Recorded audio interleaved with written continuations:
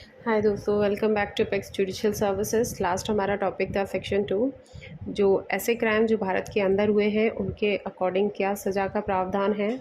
और आज का हमारा टॉपिक है ऐसे क्राइम जो भारत के बाहर हुए हैं उस पर क्या हमारा सज़ा का प्रावधान रहेगा। मेरे किसी व्यूवर ने पूछा भी था कि भारत के बाहर हुई सज़ा का क्या प्रोविज़न है, क्या प्रावधान है। तो आज का हमारा टॉपिक है सेक्शन 3, जो कि डील करता है ऐसे क्राइम जो भारत के बाहर हुए हैं उसके अकॉर्डिंग क्या प्रोविज़न्स हैं, क्या प्रावधान है। तो हम इसको समझ लेते हैं। सिंपल प्रोविज़न्स में, punishment of an offence committed beyond but which by law may be tried with in India. ऐसे अपराध के लिए सज़ा जो विदेश में किए गए हों लेकिन कानून के अनुसार हम भारत के भीतर भी उन पर मुकदमा चला सकते हैं। ऐसे क्राइम में आपका टेररिज्म अटैक आ जाता है, कोई फाइनेंशियल फ्रॉड आ जाता है जो कि आउटसाइड कंट्री ऑपरेट हुआ होता है, तो वो डील करता है सेक्शन 3 आपका, राइट। तो अभी इसको सिंपल लैंग्वेज में समझते हैं। भारत के any person liable by any Indian law to be tried for an offence committed beyond India shall be dealt with according to the provisions of this code for any act committed beyond India in the same manner as if such act has been committed within India। That means कि सीधा सा है कि ऐसे अपराध जो भारत के बाहर किए गए हैं बट उस अपराध के लिए हम भारत के कानून के तहत सज़ा का प्रावधान है, केस चला सकते हैं। तो वही सारी चीज़ें हम इसमें आज समझेंगे रेफरेंस केसेस के तहत। हमारा फर्स्ट केस है Mubarak Ali versus state of Bombay, जो कि हमने सेक्शन 2 में भी डील किया था। क्या उस केस के फैक्ट हैं, क्या रूलिंग थी सुप्रीम कोर्ट की, वही हम डील करेंगे। Mubarak Ali Pakistani national was accused for cheating and fraudulent and Indian businessman.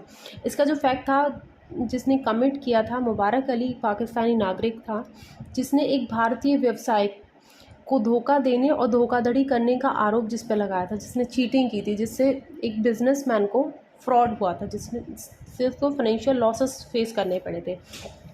तो इस पर सुप्रीम कोर्ट की जो रूलिंग आई थी, the supreme court held that even though he accused was not physically present in India when committing the crime, he could still be prosecuted under Indian law. That means कि supreme court ने कहा था कि जो उसने crime किया है, भले ही जिस टाइम वो क्राइम हुआ वो भारत के अंदर फिजिकली नहीं प्रेजेंट था, बट उस पर भारतीय कानून के अकॉर्डिंग मुकदमा चलाने का प्रावधान है under section 3 of IPC.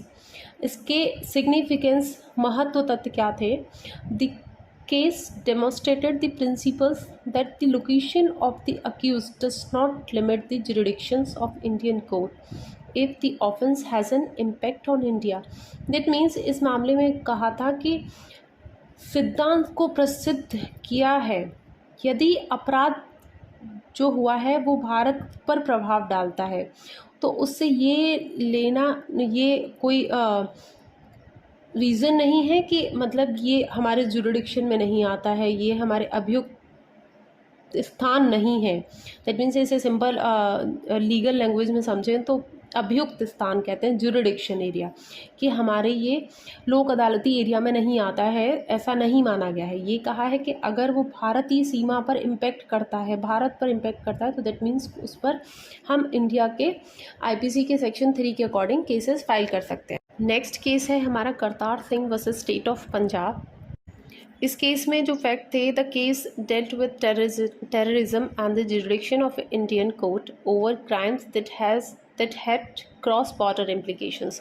That means कि इसमें जो क्राइम हुआ था वो आउटसाइड दी इंडिया हुआ था। जो टेररिज्म का जो इम्पैक्ट था वो होल इंडिया पर पड़ा था, तो इस वजह से इसको डील किया गया। रूलिंग क्या थी सुप्रीम कोर्ट की? The supreme court emphasized that act of terrorism affecting India can be tried under Indian law, reinforcing the extraterritorial obligations of section 3 of IPC। इसमें सुप्रीम कोर्ट ने कहा था कि जो भी क्राइम जो भारत को प्रभावित करता है, किसी भी आतंकी हमले से, किसी आतंकी कृत्य पर से, तो उस पे हम भारतीय कानून के तहत मुकदमा चला सकते हैं, जो कि सेक्शन 3 में दिया गया है आईपीसी के। नेक्स्ट केस है हमारा Mohammad Ajmal Amir Kasab versus state of Maharashtra 2012। ये वही फेमस केस है जो मुंबई के 26/11 के हमलों में था।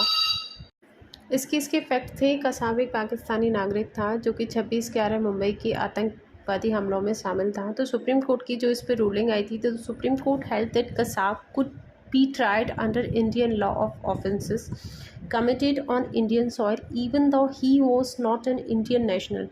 इसमें सुप्रीम कोर्ट ने कहा था कि भारत की धरती पर किए हुए हमले के लिए इस पे भारतीय न्याय संहिता के अकॉर्डिंग हम उस पर केस चला सकते हैं, भले ही वो भारतीय नागरिक हो या ना हो, but he must be punished, right.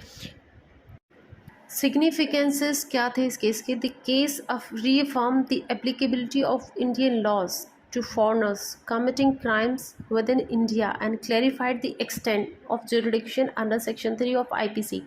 इसमें कोर्ट ने क्लैरिफाई किया था कि जो भी आप क्राइम कर रहे हो वो क्लैरिफाई है कि आपने या तो इनसाइड द सिटी कंट्री किया है या आउटसाइड द कंट्री किया है, बट आपका क्षेत्र जो है वो डिफ़ाइन नहीं करेगा कि उस पर कहाँ का लॉ एप्लीकेबल रहेगा या नहीं रहेगा। बट अगर कोई भी इम्पैक्ट आपका इंडिया की, भारत की जो प्रतिष्ठा है उसको क्षतिग्रस्त करता है, तो उस पर आपका एप्लीकेबिलिटी सेक्शन 3 की रहेगी। तो यही 3 फेमस केस थे हमारे सेक्शन 3 के। मिलते हैं नेक्स्ट सेक्शन 4 के साथ। Thank you very much.